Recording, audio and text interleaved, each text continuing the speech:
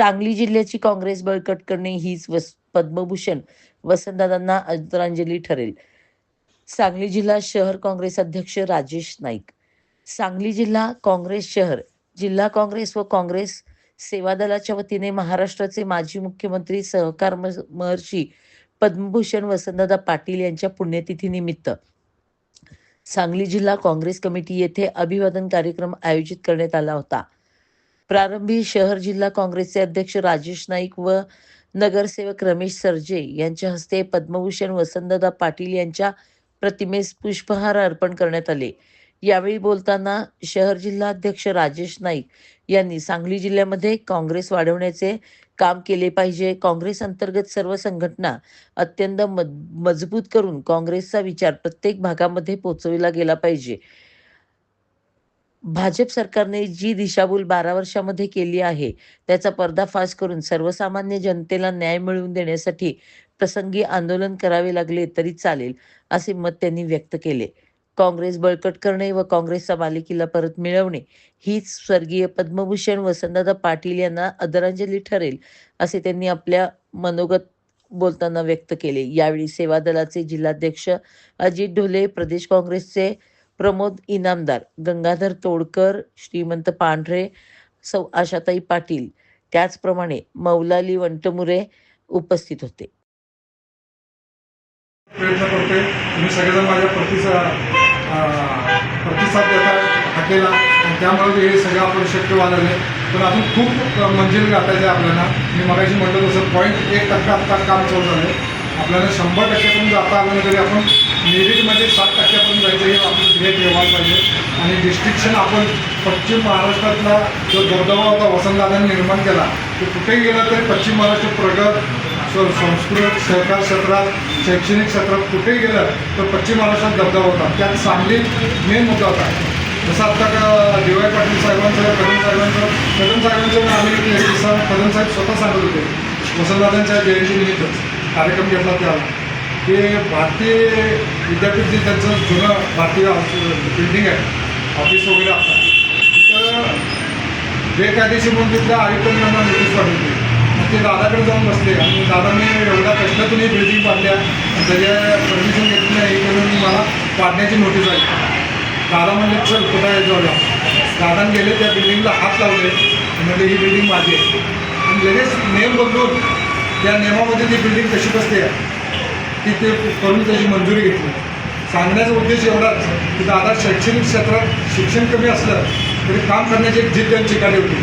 त्याची आपण वंशावळ आहे सगळेजण. म्हणजे दादांच्या घरातला आपण सगळे आपण समजतो नाही असं बाहेरचं कोणाला समजत नाही. ते काँग्रेस पक्षाचे सर्व विचाराची माणसं आपण ताकदीनं एकत्र आलेलो आहोत.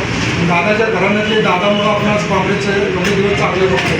त्यामुळं आपण सर्व त्यांचे वंशावळ म्हणून समजून काम करायचं आहे. आणि हे करत असताना काही गोष्टीच्या चुका झाल्या. आता एपी स्टील फाईल वगैरे तुम्ही म्हणताय, काही एपी स्टील फाईलचे फार मोठे किस्से मी थोडं वाचले. माझं ते इंग्लिश एवढं हे नाही, मी कॉम झालं आहे पण मराठी शिक्षण असल्यामुळे थोडं मी टाइम्स ऑफ इंडियाच्या याच्यामध्ये इंग्लिशमध्ये वाचलं. नुसतं शारीरिक शोषण हा विषय नाही आहे, त्यात फार मोठं इफेस्टिम आहे. त्यामुळे मोदी फार अमेरिकेला झोपला आहे, जाऊन इस्रायलला जोडला आहे. त्यांच्याकडे सगळे माहिती आहे. ती करत असताना फार इफेस्टिम टाईपचे म्हणजे त्या बोलून जरा कॅमेरा जरा बंद केला तुम्ही बोलेल.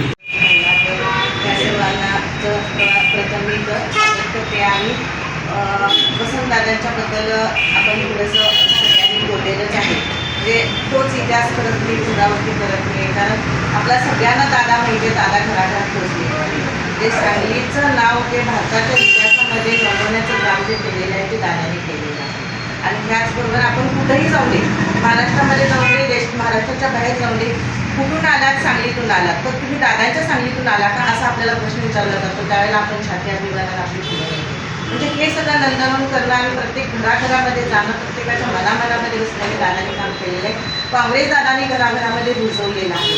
पण काही काळानंतर गैरसमज निर्माण करून आपल्यामध्ये भांडणं लावून दिशाभूल करून जे सत्ताधाऱ्यांनी आता जे काँग्रेसचा पक्षाही घेण्याचा प्रयत्न केलेला आहे तर आज दादांच्या स्मृती दिनानिमित्त मी एकच विनंती तर सगळ्यांना करते की आपण परत एकदा विडा उचलूया. आपल्याला चांगलं नेतृत्व मिळालेलं आहे. राजेशदादा आपल्याला अध्यक्ष म्हणून लागलेले आहेत. विशालदादा आहेत, विश्वजित कदम साहेब आहेत. ह्यांच्या नेतृत्वाखाली आपण चांगलं काम करूया. महिलांची विंग आम्ही चांगल्या पद्धतीनं बांधण्याचा आता प्रयत्न करतो आहे. आणि परवाच आपण शिवजयंतीच्या वेळेला जे चित्रकलेच्या स्पर्धा घेतल्या त्या माध्यमातून महिलांचा बराच राबता आपल्या काँग्रेस मुलांकडे आलेला आहे. आपला हेतूच हा होता की महिलांचा ओघ इकडे वाढला पाहिजे आणि म्हणून आपण त्या दिवशी शिवजयंतीच्या माध्यमातून महिलांचा हा ओघ वाढवण्याचा प्रयत्न केलेला आहे. दादांच्या मराठी महिलांच्याबद्दल आदर होता, सन्मान होता. मला आठवते आम्ही कॉलेजला असताना दादांनी वसंत बजार नावाचं एक महिलांच्यासाठी बजार चालू केलं होतं. म्हणजे त्याच वेळेला मला ते इतकं भावलं होतं ना, महिलांच्यासाठी कोणीतरी काहीतरी करतं. दादांनी खूप सगळ्या क्षेत्रामध्ये केलं, पण महिलांच्यासाठी सुद्धा त्यांचा इतकं बारकाईने लक्ष होतं. महिला ह्या शिकल्या पाहिजेत, त्या इंडिपेंडंट राहिल्या पाहिजेत, उपजीविकेचं साधन त्यांच्याकडे काहीतरी असलं पाहिजे म्हणून त्यांनी जो वसंत बजार चालू केला होता. खास करून मी गावावरून ते बजार बघण्यासाठी आले होते. म्हणजे एवढं तेव्हापासून माझ्या मनामध्ये दादांच्याबद्दल फार आदर रुजलेला होता. तर आपण आज एकच हे करूया की दादांच्या स्मृती दिनानिमित्त आपण सगळेजण एक विडा उचलूया की कोणताही गैरसमज न करता, पदाची लालसा न करता जे काही मला काम पडेल, जसं शिवरायांच्या ह्याच्यामध्ये मावळे मला स्वतःचं स्वराज्य म्हणून काम करत होते. दादांच्या कारकिर्दीमध्ये सगळे कार्यकर्ते, स्वातंत्र्य सैनिक स्वतःचं राज्य म्हणून किंवा स्वतःचं हा काँग्रेस म्हणून काम करत होते. तसंच आपल्याला अर्थात डेडिकेशन दिलं पाहिजे, योगदान दिलं पाहिजे आणि तरच आपल्याला परत पुन्हा तिथं परिवर्तन घडवता येणार आहे. आणि म्हणून प्रत्येकाला ही काँग्रेस माझी आहे हे मला सांगलीमध्ये परिवर्तन घडवून आणायचं आहे. आणि आता दादांनी सांगितलं तशा पद्धतीनं सर्वसामान्य लोकांना ॲक्शन फाईल काय हे समजलं पाहिजे. आपण जोपर्यंत हे समाजाच्या शेवटच्या घटकाकडे हे करून देत नाही तोपर्यंत आपल्या ह्याच्यामध्ये बदल होणार नाही. त्यामुळं आपण या सगळ्या घटना जे चाललेल्या आहेत, जे काही अत्याचार चाललेले आहेत, ते सामान्य लोकांसाठी पोचवण्याचं काम आपल्याला करायला पाहिजे. एवढंच मी दादांच्या स्मृती दिनानिमित्त बोलते.